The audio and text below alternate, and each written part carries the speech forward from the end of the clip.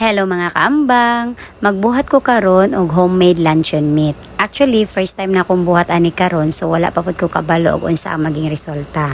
First, hugasan nato ang atong giniling kay para sure jud nga hinlo. Then mag-add ta og sugar, pepper, garlic powder, asin, sesame oil, optional lang siya, o kaning soy sauce, optional lang pud ni.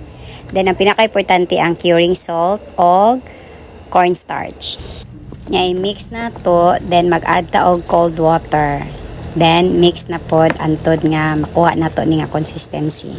Nya butang na to sa lyanera or any container nga gusto nimong butangan. Nya dapat i-compress jud nimo siya pag-ayo pagbutang. Inana. Nya baluto na to og cling. Kailangan pagbalot sa cling, i-kuan jud nimo siya, i-double nimo sama ani. Nya butang sa freezer overnight. Nya pagka following day, ibutang sa nimo siya sa baba para ma-cool down sa siya as pagka frozen niya. Nya magpabukal dayon tag ini tubig kay atuan naman siyang steam. Pag humanog steam, pabugnawon nimo siya, usa ka magprito para dili po ka magpaso pag slice nimo.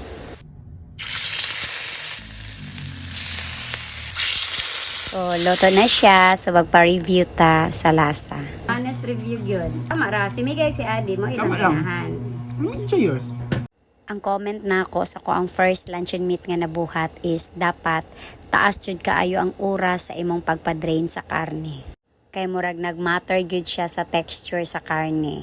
So siguro maong dili siya inato ka fine ang texture sa meat nako kay tungod medyo daghan na jud siya tubig kay nagbutang pa bay ako sa last part og tubig. Cold water to siya. Pero sa lasa, approve na. Silang tanan giganahan jud.